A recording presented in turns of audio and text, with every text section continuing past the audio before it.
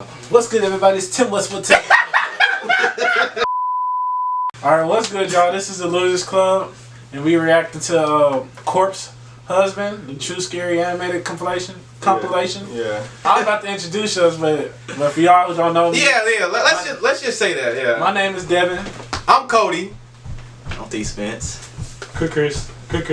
And hey, I'm being lit. Never mind, bro. Damn. And the person that was with us two and the other reactions, that was Terrence. That's the whole Losers Club. I mean, lame though, so. Yeah, that's the whole Losers Club. We got gaming. If y'all want to go check out some gaming videos, go check them out. First one, Bag Lady. I always had an innate fear of the night. Not so much the dark, but the night itself. As a child, my imagination was overcome with stories of creepy. I don't know why I'm watching this. I'm having nightmares tonight. But we can continue, my boy. Creatures that come alive at night in the safety offered by a house and light. I never had anything to base this fear on until a night when I decided to go with a buddy of mine to a baseball game and got stuck at a light at 2 a.m. after dropping him off at home. Of course, that night the game went into extra innings, and so I didn't get a chance to drop my friend off back home until well after 1 a.m. Everything was fine on the way home until I hit a light right before the street that led to my house. It was a T-junction and I was turning left. The light is one of those that you think is broken until it finally turns green right when you finally decide to just run it. So, of course, I pulled up right as the light turned red. I would have just run the light, seeing as no one was there when it was closing in on 2 a.m. on a school night.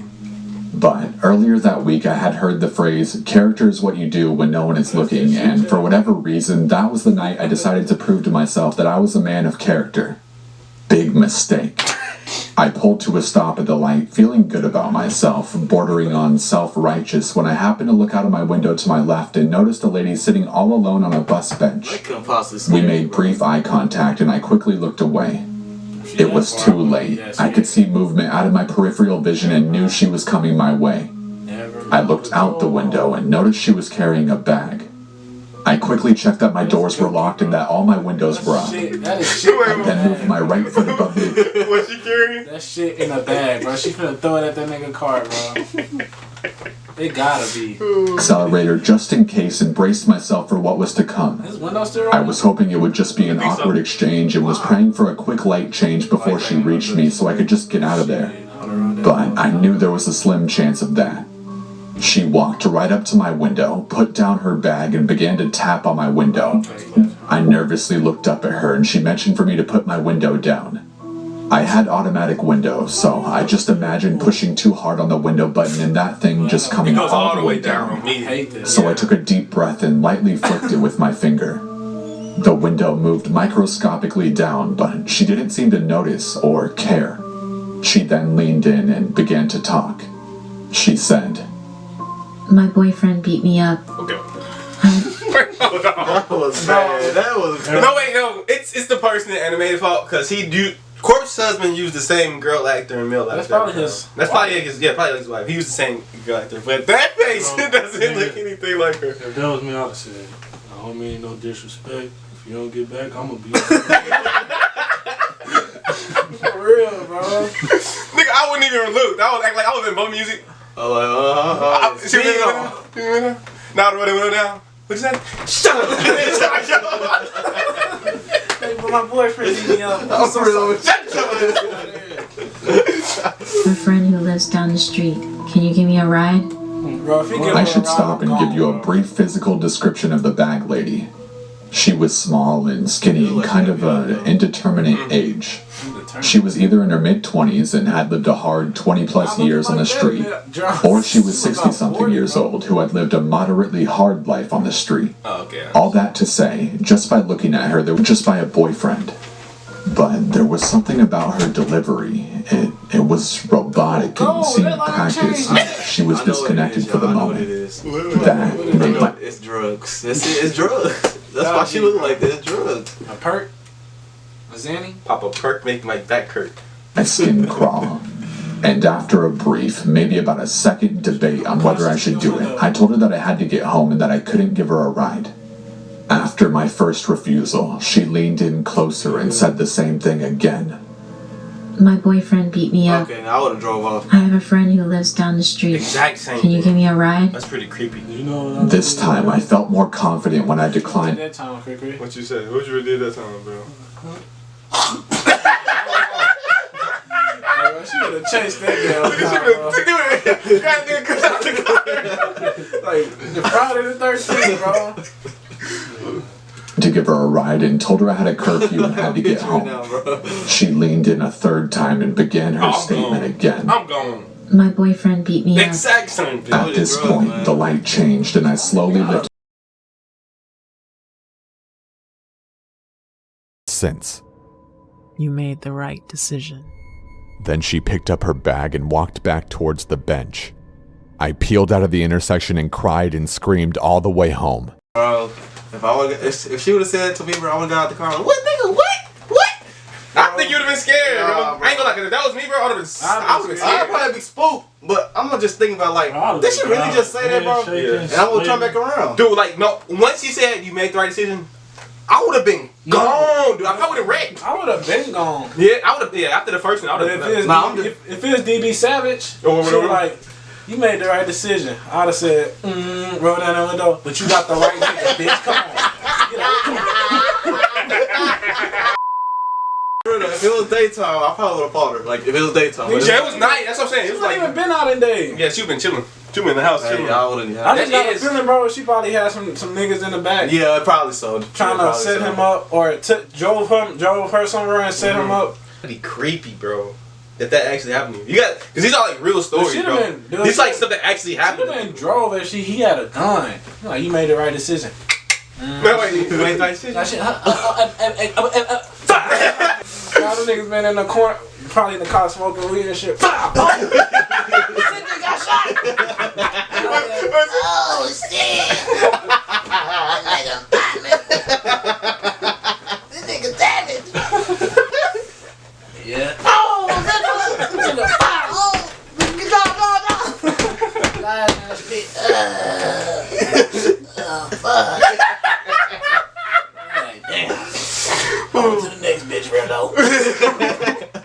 I have no idea what she planned to do, or if there were more people waiting to jump in my car from the bushes had I moved to let her in. But that encounter has haunted me ever since. That is pretty creepy. And has confirmed in my mind that nothing good happens after dark. My coach's name was Deborah, and one of the most awesome things about Deborah was that she'd always take our teams on reward trips or events. Trips included outings such as movies, water park dates, or just barn sleepovers. This particular trip was a trail ride overnight. We were ecstatic as trail overnights were only a summer thing, and it was one of the first ones of the year. Basically, a trail overnight was a weekend that we would go on a 3-day-long trail ride. We'd pack a bag or two, meet up on Friday morning at the stable, load up our horses and bags into the 3 trailers, and be on our way. That was exactly how it happened this particular trip. Everything went exactly as it should have, and we set off to a trail near the Sleeping Bear Dunes as I live in rural Michigan. Things got odd a few hours into the trip. We had all left at about 7 in the morning, so that left us with plenty of daylight to do fun stuff after we got settled into the campsite. Deb. Hey, bro, you know how somebody tried to get in that nigga car the last one? Yeah. Bro, some nigga that came on mama's old house.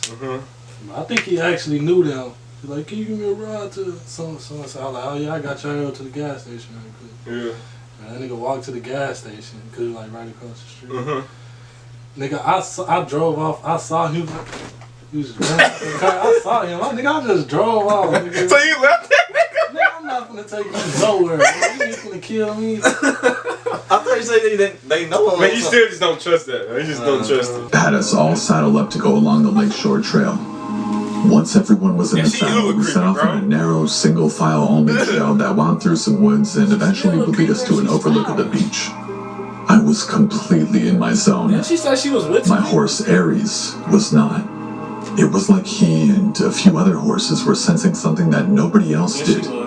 But we chalked it up to being in a new place that we had never camped before. Being that Aries was a Mustang, I thought maybe his wild instincts were kicking in after a few years of being domesticated as well. At about 7 o'clock that evening, while Deb and the stable hand Carla cooked up hot dogs and the rest of us had to come back from swimming, I decided to take Aries out for a quick trot and a loop around the campsite in hopes to calm him down. I grabbed my helmet and mounted up, not bothering to grab reins or saddle up, and just tied the lead rope to the other side of his halter. The ride went how I expected it to, with Aries acting up, although this time his behavior was different.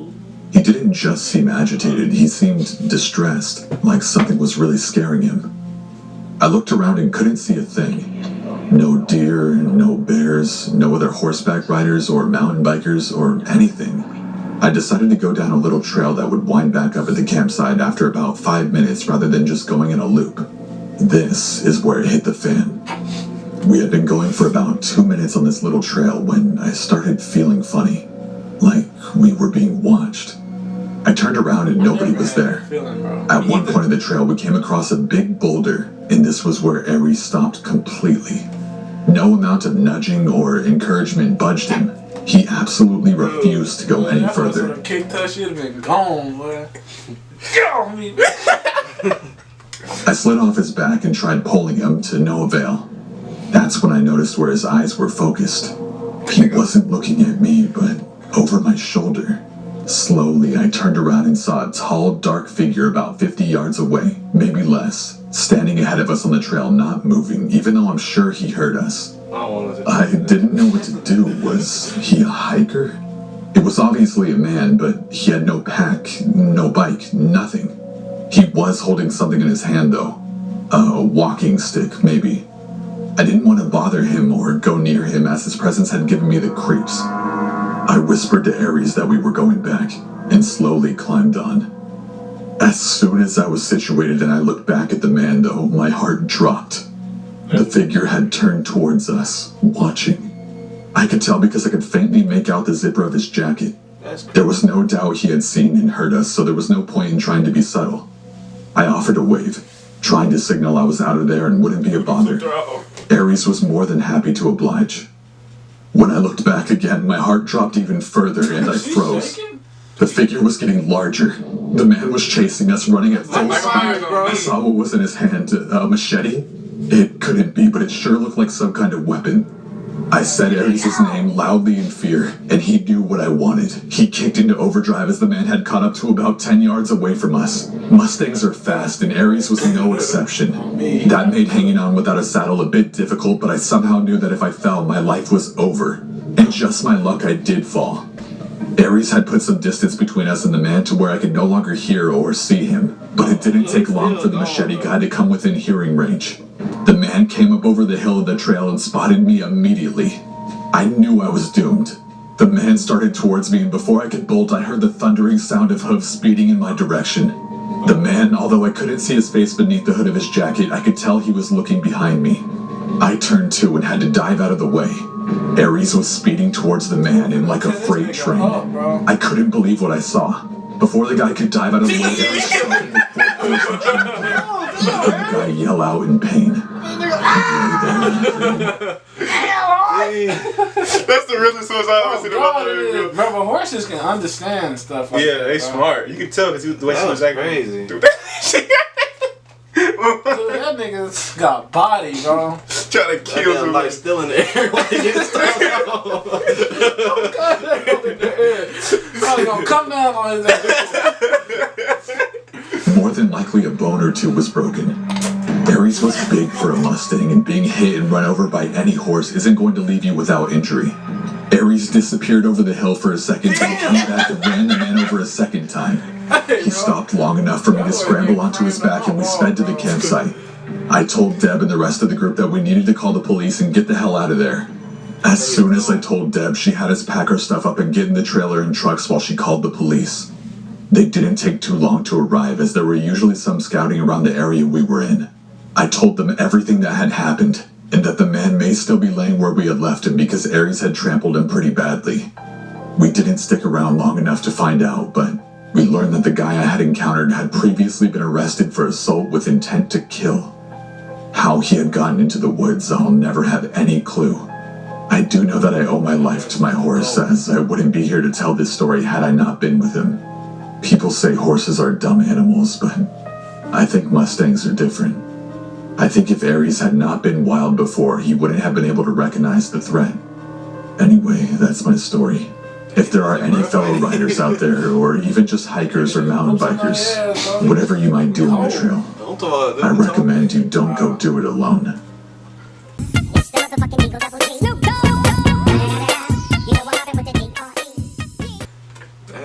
That horse body. Dude, he came back again. Bro, he probably done drove his nigga I out think he the was street. trying to get ready to hit the way. God hit it, bro. Y'all heard that Soon one as he video? got hit, Remember that one video with the two girls fighting? That one girl. Still got body. Nigga, we had jumped that nigga. We would have bodied that He nigga. destroyed all of Chris, them. I promise you, we would have told him up. I don't think. The first nigga to run up. Gotta take the fall, bro. You gotta take. What? It's a rap for you, bro. But if we get that thing out his hand, Nigga, look, this all we gotta do. Kill him with that thing, bro. I'm gonna chop his head off. Chris, you are insane, dude. Come on, Chris, come on. I'm like, I think heard that one person, bro. Me be tearing that nigga up. Like, tearing him up. Dude, you gonna gouge his eyes out. oh yeah. I'm gonna be punching that nigga in the chest. He gonna kill himself. He gonna do a run, sure. He gonna fight that nigga. That was the video, bro. Like, subscribe, hit the bells, hit the folks. Cody. Yeah. Hey, you turn. That's the T-Spin. That's the T-Spin. Oh, yeah. Never mind, bro. We cut the video. Fuck this guy, bro.